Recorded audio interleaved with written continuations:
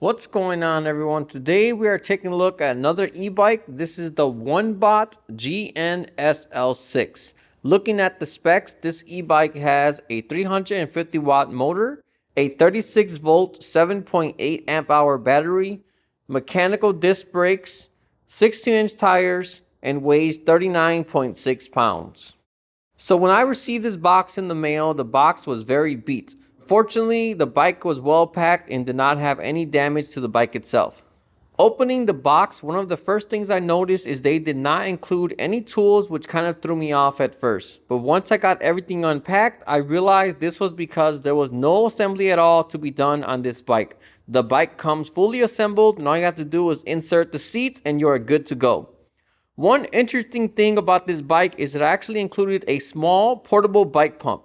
It's not the best quality, but I've never seen this with any other bike, and I thought this was a pretty cool thing to include. So looking at the bike itself, it has a pretty cool and unique design. A lot of these folding bikes look like the Jetson Bolt or simply look generic overall, but this one has a design I have not seen before and overall looks pretty sleek. This bike comes in a few different colors, but I went with this gray color as I like the low profile look it had. Coming around front, you have an integrated headlight. I'm not sure how good it is yet, but I'll be sure to test that once it gets dark out. Oddly, in back, you don't get a rear tail light, but just a basic red reflector instead. As I mentioned earlier, this is a folding bike. It folds in the middle and then folds down as well. To fold it, you simply release this latch here, and then there's another latch to release the bars. A cool feature I really like is once this bike is folded, it actually has a wheel here at the bottom, so you can easily push or pull this bike around as if it were a little suitcase. I thought this was very convenient and really helps make this bike truly portable and easy to move. The battery is also stored here inside the main down tube as well. When it comes to overall appearance of this bike, there are two things I am not a fan of. One would be the style of the fenders. In my opinion, they look like the kind of fenders you'll see on a dirt bike and don't really flow well with the design of this bike. I honestly would have preferred that they just went with standard round fenders like every other bike has.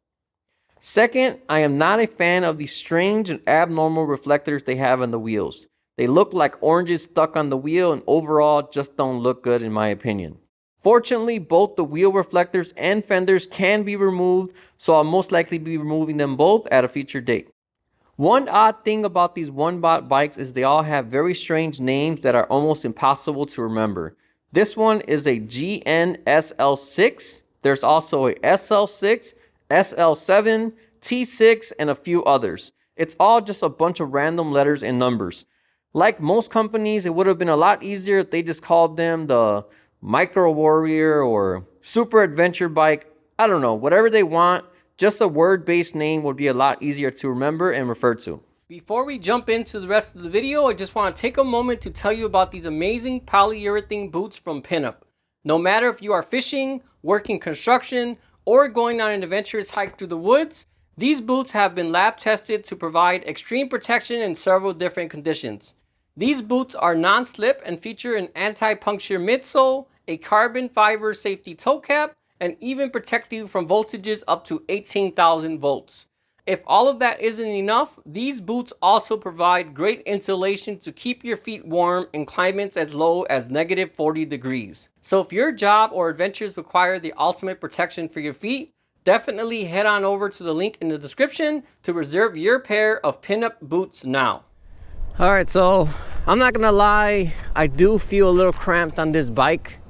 It's not too bad, but you can definitely feel the small size of it. When I pedal, my knees feel like they're coming all the way up. I could put my seat higher, but then my handlebars here will be much lower, which probably won't help very much either. It's definitely rideable though, it's not too bad. I'm 5'10", and this bike supports up to 265-pound riders, so it should be able to accommodate most adults easily. Again, not the most comfortable ride, but definitely doable. All right, so let's go ahead and test out these pedal assist speeds. This is only a single speed bike, so there is no gears to shift through. Right now we're on pedal assist 1, and it looks like I'm getting 11 miles per hour, but I am pedaling a decent amount as well. All right, so I actually just realized this bike is in kilometers per hour and not miles per hour. Off the top of my head, I don't know those exact conversions, so I'm just gonna do the test in kilometers, and later on we'll do a conversion and throw it on the screen what it is in miles per hour. So right now in pedal assist 1, it looks like I'm getting about 13 kilometers per hour. Shifting up to pedal assist 2, looks like we're getting 19.6, 19.4-ish. Pedal assist 3, we're getting 23.7. And it looks like pedal assist 3 is actually the top pedal assist that it goes. I'm used to seeing 1 through 5, but I guess this bike is only 1 through 3. All right, so let's go ahead and test it out using throttle only.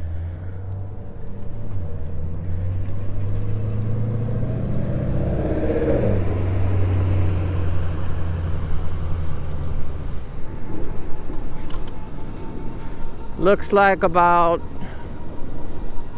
23, 24-ish. Looks like we topped out about 24.5 there. All right, so let me shift it to number 3, pedal as fast as I can, and see how fast we can get this.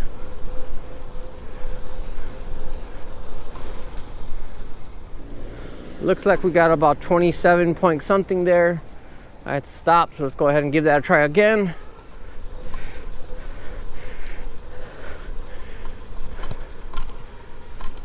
All right, so it looks like realistically I can't get more than 26.5. Since this bike is so small, it's also quite the workout to pedal it fast as well. All right, so let's take a look at how these brakes are. They're decent. Not the best brakes, but then again, this bike doesn't go very fast anyways, so it's adequate and perfectly fine for this kind of bike. One thing that's very strange is all of their other bikes are very affordable. It's all like $400, $600, and just very low prices when it comes to e-bikes. But even though this one has pretty much the same exact specs as those, this one is like $300 or $400 more. So I'm not sure if they forgot to enter a coupon code on the Amazon page, but I didn't really see a reason why this one should have been costing more than the others. Beside the design, they're pretty much the same bikes. So my daughter has a Jetson Bolt e-bike, and one thing I like about this one is even though it's almost as small as that one, this one is not as squirrely. Hers has, I think, 12-inch wheels, and every time I do a slight turn like this, I can feel the whole bike jerk into that direction as if I was riding a scooter. But this one's a lot more controlled, so I think 16-inch wheels is like the minimum I would recommend to get a bike riding kind of experience. Anything smaller and it starts feeling more like a scooter than it does a bike. The rear suspension is definitely helpful. It definitely takes off some of the bumps in the back. It's not that great, but it's definitely better than without it. So as far as range goes, this bike has a 7.5 amp hour battery. On their website, they say it'll get 43 miles, but based on my previous experience with other e-bikes, the only way you're gonna get that is if you're riding the entire time on pedal assist 1, which is probably like 6-7 miles per hour. If you're riding at medium to high speed, well, high speed for this bike, you're probably gonna get closer to 15 to 20 miles range. Maybe a little less if you're full throttle the entire time. So overall, it's not a bad bike. Like I said, I do wish it was a little cheaper, especially since every other bike they sell is much cheaper, and I don't understand why this one costs a lot more. Overall, I think this bike is a good compromise between having a full-size e-bike and an electric scooter. It has the capabilities of a full e-bike, but the lightweight and smaller profile you would get with an electric scooter.